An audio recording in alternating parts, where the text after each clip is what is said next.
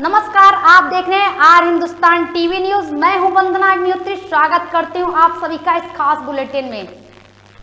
दिल्ली शराब नीति केस में अरविंद केजरीवाल ने अपनी गिरफ्तारी के लिए सुप्रीम कोर्ट के खिलाफ याचिका लगाई। जस्टिस संजीव खन्ना और जस्टिस दीपक कांत दत्ता की बेंच में मामले की सुनवाई शुरू हो गई।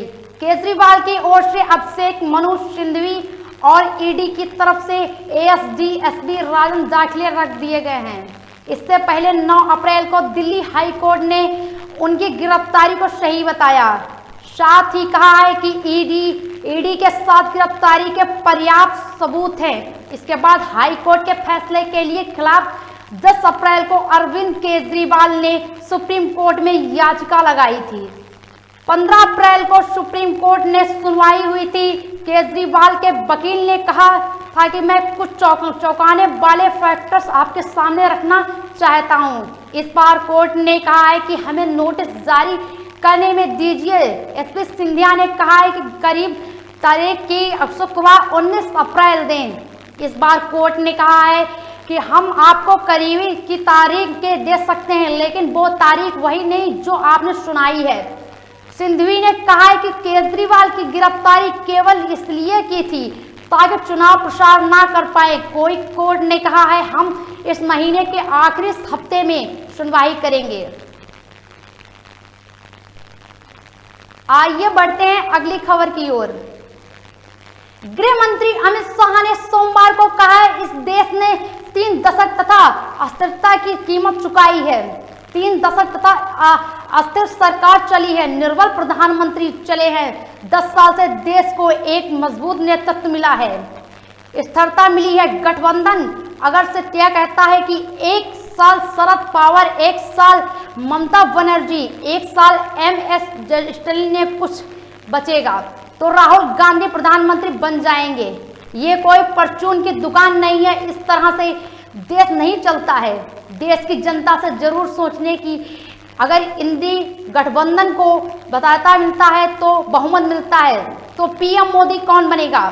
मोदी को पीएम बनाने का फैसला फल हमने देखा है। देश सुरक्षित हुआ है, दुनिया में भारत का सम्मान बढ़ा है।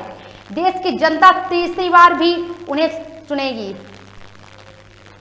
आइए बढ़ते हैं अगली खबर की ओर। बसपा सुप्रीमो मायावती ने रविवार को यूपी की 3 अन्य लोकसभा सीटों पर अपने प्रत्याशियों के नाम ऐलान कर दिए। इससे संत कबीर नगर, अमेठी और आजमगढ़ लोकसभा सीट से शामिल हैं। इसी के साथ ही बसपा अब तक 72 सीटों पर अपने प्रत्याशियों की घोषणा कर चुकी है, जिससे 22 मुस्लिम, 12 ब्राह्मण, 7 क्षत्रिय और 4 यादवों को भी टिकट दिया गया है। वहीं 14 सुरक्षित सीटों पर भी प्रत्याशी घोषित किए जा चुके हैं। आइए बढ़ते हैं अगली खबर की ओर। दिल्ली हाई कोर्ट ने प्रधानमंत्री नरेंद्र मोदी पर 6 साल के लिए चुनावी बैन की मांग वाली याचिका खारिज कर दी है। याचिकाकर्ता एडवोकेट आनंद एस जोंधल ने कहा है आरोप था कि पीएम मोदी ने आचार संहिता का उल्लंघन किया है।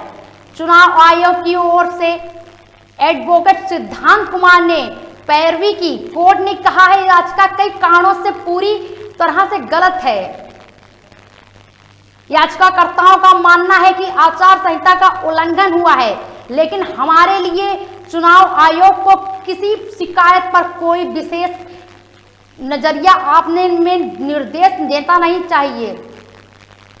चुनाव आयोग संदोधले की शिकायत पर कानून के मुताबिक एक्शन लेगा। हम ये याचिका खारिज करते हैं। जोंधले ने 15 अप्रैल को अपनी याचिका में कहा था कि पीएम मोदी भगवान और मंदिरों के नाम से पर लोगों से वोट मांग रहे हैं। उन्होंने कहा है पीएम ने 9 अप्रैल को यूपी के पीलीभीत में अपने भाषण के दौरान हिंदू देवी देवताओं के, सिख देवी देवताओं के, उनके पूजा स्थलों के नाम पर वोट मांगे हैं। आइए बढ़ते हैं अगली खबर की ओर। 17वें सीजन के 47वें मैच में कोलकाता नाइट राइडर्स का सामना दिल्ली के कैपिटल्स में होगा। मुकाबला कोलकाता के ईडन गार्डन्स में शाम 7:30 बजे खेला जाएगा। टॉस शाम 7 बजे होगा। दोनों टीमें इस सीजन में दूसरी बार भिड़ेंगी। पिछले मैच में कोलकाता को 106 रन से जीत मिली है। कोलकाता को इस सीजन में 9 मैच हो गए। टीम पिछले 8 से 5 जीत और 3 हार के बाद 10 पॉइंट लेकर पॉइंट्स के टेबल में दूसरे नंबर पर है। दूसरी ओर दिल्ली का 11वां मुकाबला होगा। टीम 10 में से 5 मैच जीती है, जबकि 5 में हार का सामना करना पड़ा है। डीसी 10 पॉइंट के साथ टेबल में 5वें नंबर पर है। कोलकाता डेड टू हेड में दिल्ली पर हावी। दोनों टीमों के बीच अब तक कुल 33 आईपीएल मैच खेले गए हैं।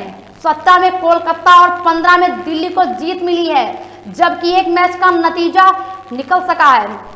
कोलकाता नाइट राइडर्स का सामना दिल्ली के कैपिटल्स से होगा। आज के बुलेटिन में बस इतना ही। देश दुनिया की तमाम बड़ी खबरों के लिए बने रहिए आज हिंदुस्तान टीवी न्यूज के साथ। नमस्कार।